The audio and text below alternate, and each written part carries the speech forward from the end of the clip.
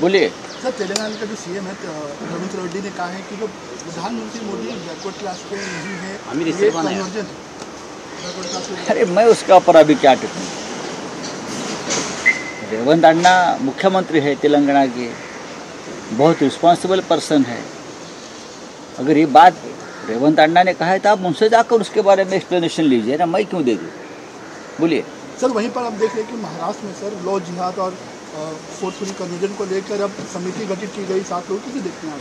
देखिए, ये सरकार जो है काम के नाम पर वोट नहीं मांग रही है, ना मांगेगी। एक तो फ्रॉड करके लोग चुनाव जीते हैं। हाँ, चुनाव आयोग को अपने कब्जे में लेकर पैसा देकर वोटर लिस्ट में घोटाला करके चुनाव जीते हैं। तो ये ऐसे उनके दिमाग में लोग ऐसी बातें आती है। जो लोग विकास का नारा देते हैं वो विकास पर बात करते हैं। पूरे देश में जहाँ जहाँ बीजेपी की सरकारें हैं, यहाँ ये कन्वर्जन, लव जिहाद, ऐसी बातें उछाल कर माहौल खराब करने का ये काम ये लोग करते हैं। आप मुझे बताइए, ये कौन तय करेगा लव जिहाद नहीं या हो रहा है या नहीं हो रहा है? ये 2-4 लोग तो जाकर जो भाषण माफिया है सरकार के, उनको भाषण माफिया कहता हूँ। ये भाषण माफिया तय करेंगे लव जिहाद है, ये है, ये वो है। ये लोगों ने देश का माहौल पूरा बिगाड़ दिया है। लोगों को लगता है, अच्छे लोगों को लगता है ये देश रहने लायक नहीं रहा है। इतनी हमारा संस्कार, इतनी हमारी संस्कृति, इतना हो जो हमारा कल्चर, हाँ, एक दूसरे को साथ लेकर देश के विकास करने की बात हम करते थे। लेकिन ये जो एक विचारधारा इस देश में बनी है, ये हिंदुत्ववादी विचारधारा नहीं है। हिंदू एक संस्कार और संस्कृति है। हाँ, तो जाकर प्रधानमंत्री मोदी यूएस में जाकर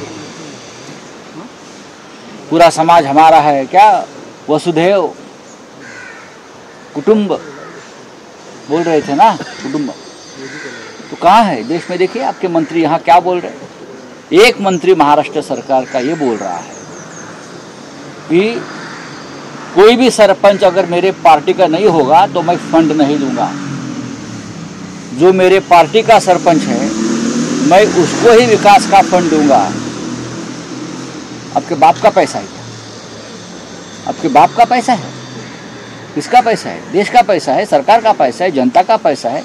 जनता टैक्स भरते है, उसका पैसा है। यहाँ डेमोक्रेसी है।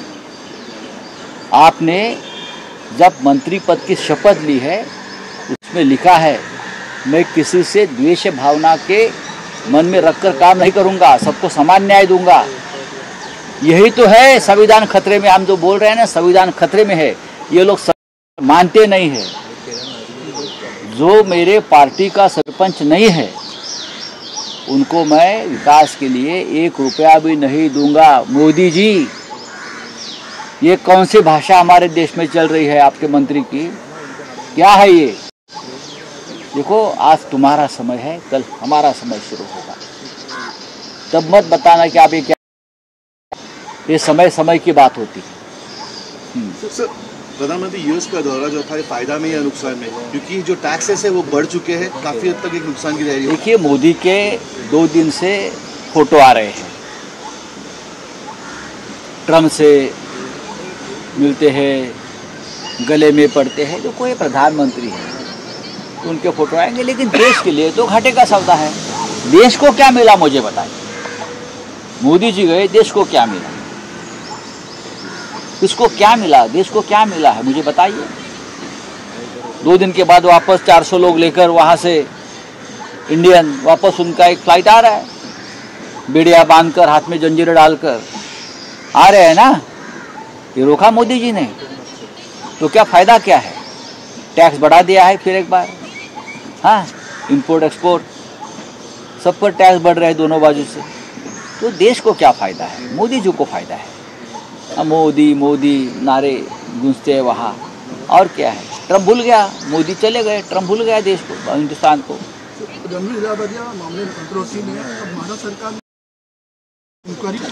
कानून की बात है, बोला। और आता काय आहे? प्रकरणामध्ये धनंजय मुंडे स्थानी घेतल्याचं कळतं आहे. इतक्या दिवसापासून ते आरोप करत होते, मात्र आता त्यांची भूमिका संशयास्पद. मला बीडमधल्या एका प्रमुख नेत्यानं त्या क्षणीच सांगितलं होतं की सुरेश धस यांच्यावरती विश्वास ठेवू नका. आम्ही जो म्हणतो की सुरेश धस या लढ्याचं नेतृत्व करतायत आणि ते न्याय देतील देशमुख कुटुंबियांना, त्यांच्यासाठी हा लढा आहे. मला तेव्हा लोकांनी समजवलं की तुम्ही धस यांची बाजू घेऊ नका. धस हे कधी पलटी मारते. धस, मुंडे आणि वाल्मिक कराड एकच आहेत. ही लढाई त्यांच्या स्वार्थाची आहे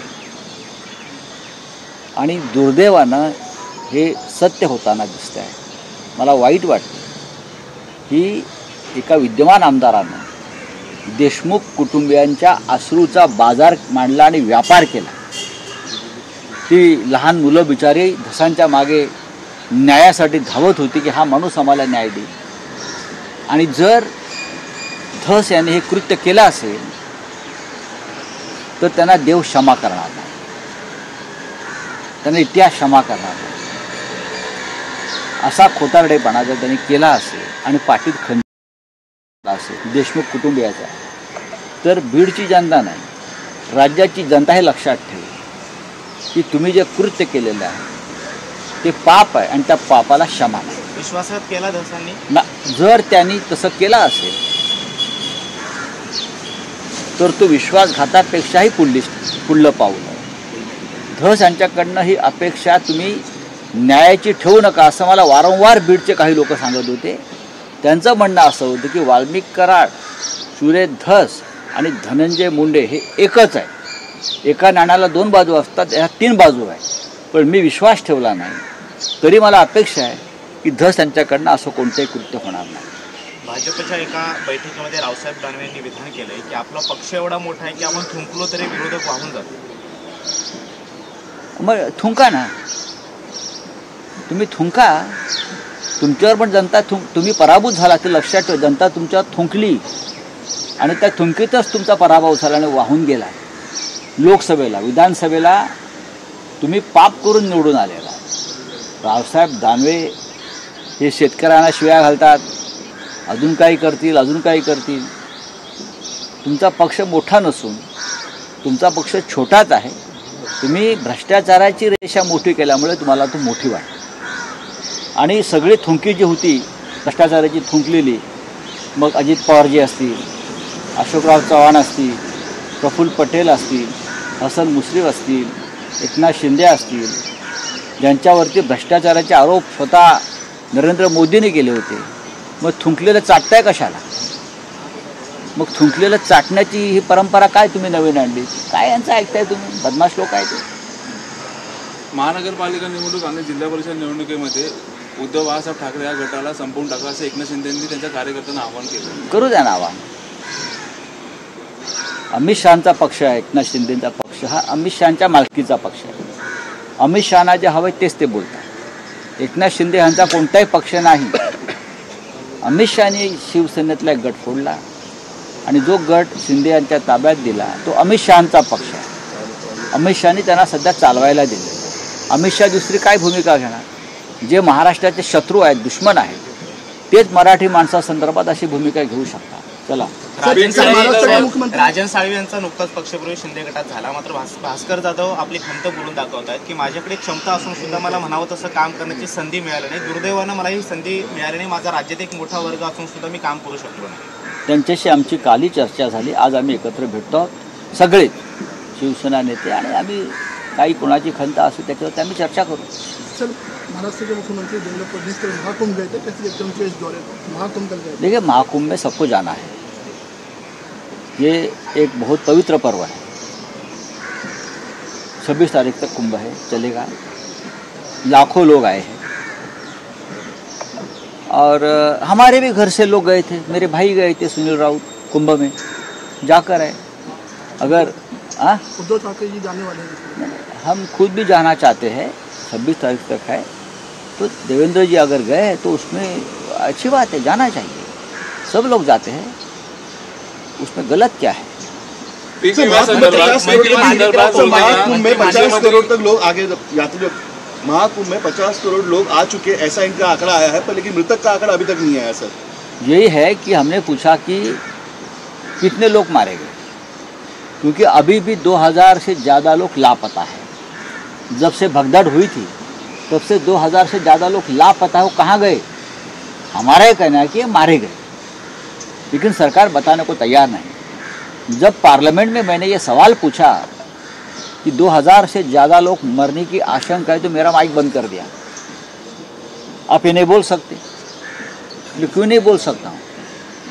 मेरे भाई, मेरे देश के लोग मारे गए, हिंदू लोग मारे गए, और अगर हम सवाल पूछते हैं आपसे सरकार से, तो आप हमारा माइक बंद कर दे, उसका मतलब कुछ हुआ है। 2000 से ज़्यादा लोग वहाँ मारे गए हैं और सरकार आंकड़ा छुपा रही है।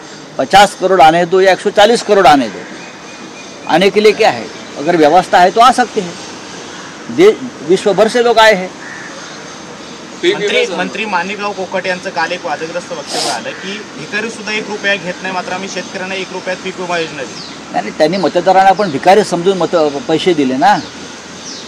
महाराष्ट्राच्या निवडणुकीमध्ये या सगळ्या लोकांनी मतदारांना भिकारी बनवलं, त्यांच्या घराघरात पैसे पाठवले आणि मतं विकत घेतली। थँक्यू। भेटतोय, कुणाची काही नाराजी असेल तर त्यावर चर्चा होईल। भास्कर जाधव यांच्या प्रश्नावर राऊतांनी हे उत्तर दिलेलं आहे। तर एकनाथ शिंदेंचा पक्ष हा अमित शहांच्या मालकीचा असल्याची टीका देखील राऊतांनी केली आहे।